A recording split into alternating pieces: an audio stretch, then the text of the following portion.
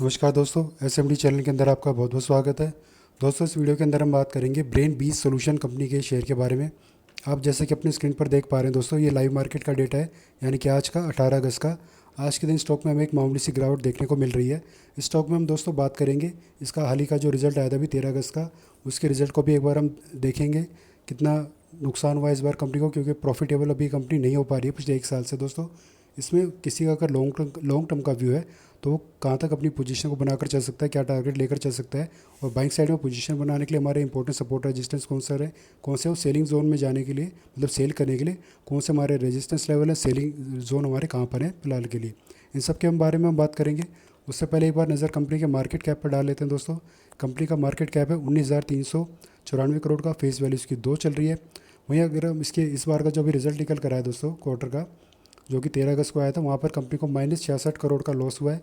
पिछले क्वार्टर में ये कुछ ज़्यादा ही लॉस था, और पिछले साल अगर आप देखें तो -75 करोड़ का हमें लॉस देखने को मिल रहा है, यानी कि पिछले साल और पिछले क्वार्टर के मुकाबले घाटा थोड़ा सा कम होता हुआ हमें देखने को मिल रहा है।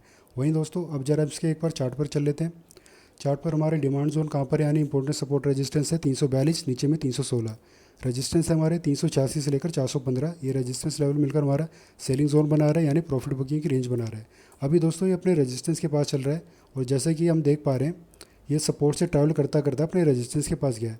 हो सकता है कुछ दिन या टाइम पास करे और पहले रेजिस्टेंस का ब्रेक आउट भी हमें करता हुआ देखने को मिल सकता है, लेकिन जैसे ही अपने दूसरे रेजिस्टेंस के पास जाएगा दोस्तों, वहाँ से पूरे पूरे चांसेस है दोबारा जो है इसमें गिरावट हमें देखने को शायद मिल सकती है। और इस बार जो गिरावट होगी दोस्तों, जैसे कि हम देख पा रहे हैं अपना पहले सपोर्ट जो है, जो कि 342 का सपोर्ट है, इसी रेंज से अभी ये घूमा है 1 अगस्त के दिन। इस बार जो दोस्तों इसमें गिरावट आएगी तो हमें, अगर आपको इसमें ख़रीदारी करके चलना है, तो 316 की रेंज के आसपास जितना पास होगा दोस्तों, इस रेंज के पास इसमें हम खरीदारी करके चल सकते हैं। और अगर आपको लॉन्ग टर्म का नज़रिया, आप थोड़ा सा लंबा इसमें बने रहना चाहते हैं, या तो आप चाहे तो दूसरा जो हमारा रेजिस्टेंस है 415, यहाँ पर आप जो एग्जिट कर सकते हैं, वरना 500 तक का भी आप टारगेट इसमें ध्यान में लेकर चल सकते हैं। लेकिन दोस्तों इसमें ज़्यादा पैसा मत लगाइएगा, आप अपना थोड़ा सा कम ही पैसा लगा कर चले तो ज़्यादा अच्छा है, क्योंकि हम जैसा कि देख पा रहे हैं कंपनी जो अभी प्रॉफिटेबल नहीं हुई है, तो काफ़ी रिस्की ट्रेडिंग होगी इसके अंदर हमें करना। तो लॉन्ग टर्म के लिए अगर हम बना रहे हैं, मान ली पोजीशन अपना माइंड बना रहे हैं स्टॉक में, अगर हमारे पास 10,000 रुपये हैं, तो दोस्तों कोशिश करिए कि आप इसमें आधा ही पैसा इन्वेस्ट करें, यानी 5,000 लॉन्ग टर्म के लिए। और शॉर्ट टर्म के लिए अगर आपको नज़रिया लेकर चलना है, तो हम अपने डिमांड जोन या फिर पहले सपोर्ट के आसपास इसमें पोजीशन बनाएंगे और अपना टारगेट इसी रेजिस्टेंस लेवल को रखेंगे।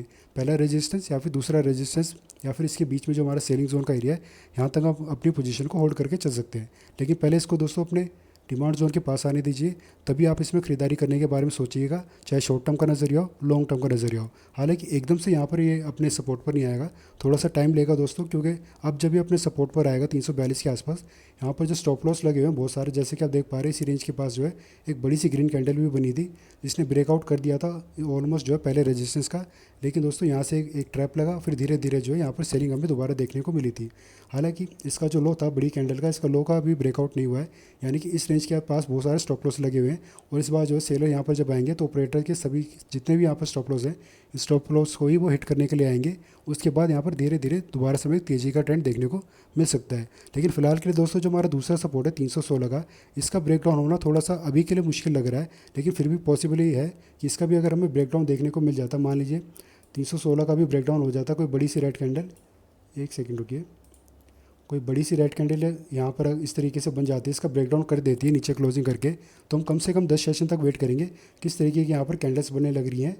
मान लीजिए ऐसी कैंडल बड़ी बड़ी इसके नीचे की तरफ क्लोजिंग होगी, इसका हम लो मार्क करेंगे अगले 10 सेशन तक दोस्तों। अगर इसके भी लो का ब्रेकडाउन हो रहा है तो यानी कि इसमें गिरावट होगी, और अगले 10 सेशन तक इसका लो का ब्रेकडाउन नहीं हुआ, इसी से सपोर्ट लेती रही कैंडल्स, तो यहाँ से फिर धीरे धीरे हमें दोबारा से तेज़ी का ट्रेंड देखने को मिल सकता है। क्योंकि 316 के आसपास भी दोस्तों बहुत सारे स्टॉप लॉस लगे हुए हैं, इस स्टॉप लॉस को भी वो हिट करने के लिए एक बार सेलर यहाँ पर आ सकते हैं। लेकिन देखना होगा दोस्तों, क्या यहीं से एक रिवर्सल आएगा, या इस दूसरे सपोर्ट के पास से यहाँ से हमें रिवर्सल देखने को मिलेगा। ये जो भी स्ट्रैटेजी मैंने आपको बताई है दोस्तों, इस स्ट्रैटेजी का हमें ध्यान रखना है, प्लस देखना है कि इसका ब्रेकडाउन हो रहा है कि नहीं हो रहा है, तभी हम इसमें बाइंग साइड में पोजीशन बनाएंगे। या तो आप जैसे कि मैंने बताया पहला रेजिस्टेंस भी टारगेट लेकर चल सकते हैं, दूसरा रेजिस्टेंस भी अपना टारगेट लेकर चल सकते हैं, नहीं तो 500 का टारगेट आप इसमें लेकर चल सकते हैं। ये टारगेट आने में थोड़ा सा टाइम लग सकता है दोस्तों, लेकिन आपको थोड़ा सा पेशेंस रख के इसमें अपनी पोजीशन को बना के चलना होगा और होल्ड करना होगा। और जैसे कि मैंने बताया दोस्तों, इसमें रिस्क लेने वाले ट्रेडर ही ज़्यादा इन्वेस्टमेंट करते हैं, तो आप ज़्यादा रिस्क लेना पसंद नहीं करते हैं और फिर भी आपको इसमें ट्रेडिंग करनी है तो 10,000 रुपये अगर आपको इन्वेस्ट करने हैं तो आप उसमें आधा पैसा ही अपना इन्वेस्ट करके चले तो ज़्यादा अच्छा होगा। और शॉर्ट टर्म वाले भी दोस्तों कोशिश करिएगा अपने डिमांड रेंज पर आने पर ही आप इसमें अपनी पोजीशन बनाएं और टारगेट अपना रेजिस्टेंस लेवल को लेकर चल सकते हैं स्टॉक के अंदर। तो दोस्तों जो मैंने लेवल्स आपको यहाँ पर बताए हैं, आप इन लेवल्स को अपनी पर्सनल स्ट्रैटेजी जो भी आपकी होती है अपने इसमें ट्रेडिंग करने के लिए स्टॉक के अंदर, तो इन लेवल्स को जो आप एक बार इंप्लीमेंट करके देखना, ये आपको ज़रूर हेल्प करेंगे ही करेंगे इसमें ट्रेडिंग करने के लिए। और जो भी जानकारी अभी तक मैंने आपको देने की कोशिश करी है इस वीडियो में स्टॉक के रिगार्डिंग, अगर अच्छी लगी हो, यूज़फुल लगी हो, तो वीडियो को लाइक करना, चैनल को सब्सक्राइब करना। धन्यवाद।